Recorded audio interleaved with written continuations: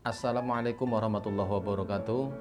Apa kabar sahabat semuanya? Semoga selalu dalam keadaan sehat walafiat dan selalu dimudahkan rizkinya oleh Allah Subhanahu wa taala dan digampangkan segala urusannya. Amin ya robbal alamin. Berjumpa kembali dengan saya di vlog saya di channel saya Johar X28 Channel.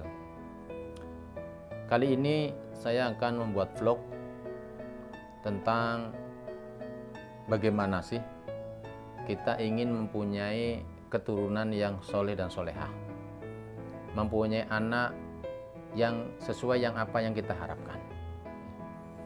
Ada dua hal yang akan saya bahas dalam video saya ini. Yang pertama yaitu secara dohiriyah dan yang kedua secara batiniyah. Tapi sebelumnya saya sarankan kepada sahabat-sahabat yang baru bergabung atau baru menemukan channel saya ini, tonton video saya sampai selesai supaya nanti tidak gagal paham. Sekali lagi saya ulangi, tonton video saya sampai selesai supaya tidak gagal paham.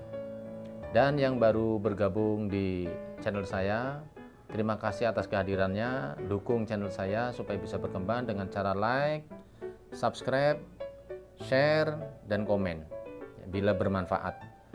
Supaya apa? Supaya channel saya bisa berkembang. Dan terima kasih kepada para subscriber saya yang telah membantu untuk berkembangnya channel saya. Saya tidak bisa membalas apa-apa. Semoga semua kebaikan daripada sahabat-sahabat subscriber saya, semua urusannya dimudahkan oleh Yang Maha Kuasa. Amin ya robbal alamin. Sahabat yang saya cintai, setiap keluarga, setiap pasangan pasti ingin mengharapkan mempunyai keturunan yang baik, anak yang soleh dan soleha. Ada dua tahapan yang akan saya sampaikan. Yang pertama tadi secara zohiriyah dan yang kedua secara batiniyah. Yang akan saya sampaikan pertama kali adalah secara batiniyah. Perlu sahabat ketahui bahwasanya yang namanya anak-anak memang identik dengan kenakalan. Anak-anak itu kadang-kadang bandel, kadang-kadang nakal, kadang-kadang membuat orang tua itu hatinya merasa dongkol. Ya memang sifat anak-anak seperti itu gitu.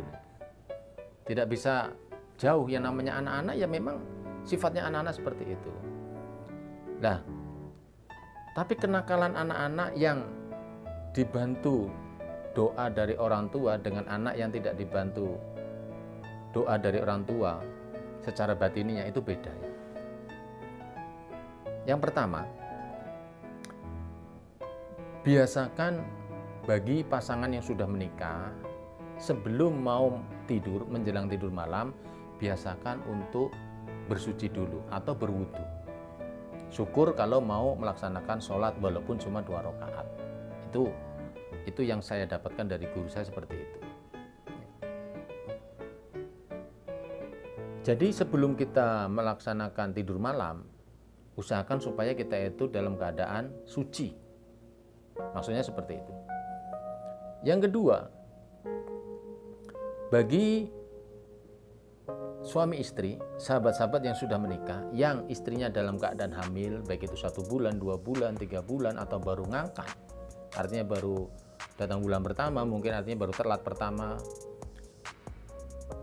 dibiasakan sang suami bacalah ayat-ayat Al-Quran. Yang saya sarankan, yang pernah saya dengar dari guru-guru saya, yaitu dibiasakanlah untuk membacakan surat Al-Fatihah, dibiasakan untuk membaca surat Al-Ikhlas, dibiasakan membaca surat Al-Falaq, dibiasakan membaca surat An-Nas, dan dibiasakan membaca surat ayat kursi. Itu minimal kita baca, walaupun kita semampunya satu kali tidak masalah. Setelah itu usapkanlah ke perut sang istri sambil ditiup ya. Kenapa? Ini dampaknya ini positifnya besar sekali ya.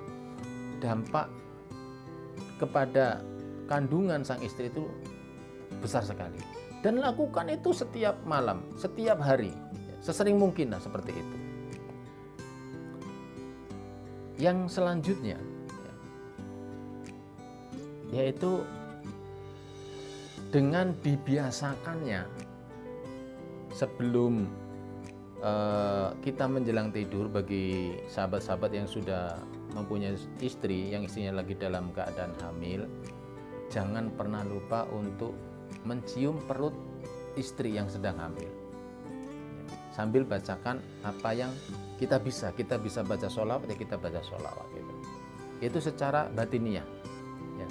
Artinya kedua orang tua ketika jabang bayi ini masih di dalam kandungan, orang tuanya ini selalu dalam keadaan suci sebelum menjelang tidur. Syukur-syukur mau sholat 2 rakaat. Yang selanjutnya yang akan saya sampaikan yaitu secara zuhiriyah. Ini penting juga bagi suami, kepala rumah tangga, mempunyai kewajiban untuk memberikan nafkah, baik itu sandang, papan, dan pangan ya, kepada istri. Usahakan dan harus mau berusaha, jangan sekali-kali kita memberikan makan kepada istri kita yang sedang dalam keadaan hamil itu dengan makan makanan yang haram. Maaf sekali lagi ya. Jangan sekali-kali memberikan makan kepada istri kita yang sedang hamil dengan makan dari hasil yang haram ataupun subhat. Hati-hati ya. Ini pengaruhnya, dampaknya besar sekali kepada nanti, kepada kandungan ataupun kepada istri yang sedang mengandung. Jadi berusahalah untuk selalu memberikan rizki atau memberikan makan kepada istri kita, kepada keluarga kita, calon anak kita dari hasil yang betul-betul halal ya. Walaupun kita hanya sebagai kuli bangunan, kita pekerja kasar dan sebagainya, yang penting berusaha untuk memberikan makan makanan yang halal. Ini tips gitu. Yang kedua, jangan sekali-kali ketika nanti ini anak ini sudah lahir ke alam dunia, jangan sekali-kali kita mengucapkan kata-kata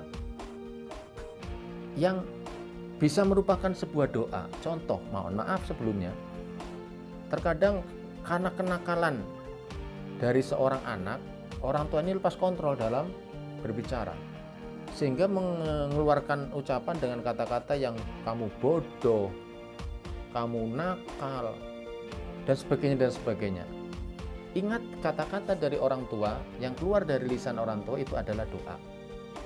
Ingat, kalau anak kita sendiri kita katakan bodoh ya, maka secara tidak langsung kita mendoakan anak kita supaya bodoh gitu loh. Maka dari awal saya sampaikan, yang namanya anak-anak itu pasti nggak mungkin nggak nakal gitu. Tapi ada anak yang nakalnya itu bisa dikontrol gitu. Nah, semuanya ini anak itu adalah fotokopi daripada orang tua. Bagaimana kita orang tua, nanti akan bagaimana anak kita. Karena saya masih ingat dulu orang tua saya pernah mengatakan, kamu jangan sekali-kali makan dari hasil yang haram, mencuri misal. Saya tanya waktu itu, kenapa? Secara zahir, makan makanan hasil curian atau makanan yang tidak halal, kita makan, contoh misal saya mencuri jambu tetangga, terus saya makan, secara zahir memang dia itu hancur di dalam perut saya. Tapi kata almarhumah ibu saya, itu tidak akan menjadi daging. Terus kalau menjadi darah, itu darahnya darah kotor nanti. Maka dari itu, berusahalah semaksimal mungkin kita hindari hal-hal yang haram. Kalau ada istilah orang mengatakan mencari yang haram aja susah, apalagi mencari yang halal. Mohon maaf, dunia ini tidak selebar daun kelor. Maka dari itu, ya saya hanya memberikan tips, mengajak kepada sahabat-sahabat subscriber saya khususnya, atau yang baru menemukan channel saya ini. Ya. Ingat-ingat, jangan sekali-kali memberikan makan kepada keluarga kita, anak istri kita, itu dengan hasil yang tidak halal. Ya. Karena akan berpengaruh besar kepada jiwa nanti ketika anak kita lahir. Jangan memanggil anak kita dengan sebutan yang merupakan doa yang saya sampaikan tadi, yaitu dengan sebutan bodoh, kamu bodoh, dan kamu nakal, dan sebagainya. Karena semuanya itu akan merupakan sebuah doa kita kepada anak kita. Jika kita sedang menghadapi anak kita yang kebetulan memang anak kita itu nakal, coba sahabat-sahabat pegang kepala anak kita sambil bacakan surat Al-Fatihah. Pada lafaz iyyaka na'budu wa iyyaka nasta'in itu sampai ke dalam hati, gerentes kalau bahasa orang Jawa bilang. Pada lafaz iyyaka na'budu wa iyyaka nasta'in, gerentes sambil mohon di dalam hati, ya Allah, mudah-mudahan Engkau jadikan anak saya ini anak yang soleh dan solehah yang nurut, seperti itu ya. Jadi saya ulangi lagi kepada sahabat-sahabat semuanya, bahwasanya yang namanya anak itu ada yang nakal bisa dikendalikan, ada anak yang nakalnya itu memang susah dikendalikan. Tapi sebagai orang tua, kita mempunyai kewajiban untuk berusaha dan untuk mendoakan yang terbaik buat anak-anak kita semuanya. Sahabat-sahabat yang saya hormati dan yang saya cintai, kenapa saya membuat vlog video ini? Saya ingin berbagi pengalaman pribadi saya kepada sahabat-sahabat saya. Kalau memang sahabat-sahabat merasa video saya ini bermanfaat, alhamdulillah, silahkan di share, komen, jangan lupa like dan subscribe. Jika ada kesalahan, mohon maaf yang sebesar-besarnya. Saya akhiri. Wassalamualaikum warahmatullahi wabarakatuh. Mudah-mudahan video dari saya ini berguna buat semuanya. Amin ya Rabbal Alamin.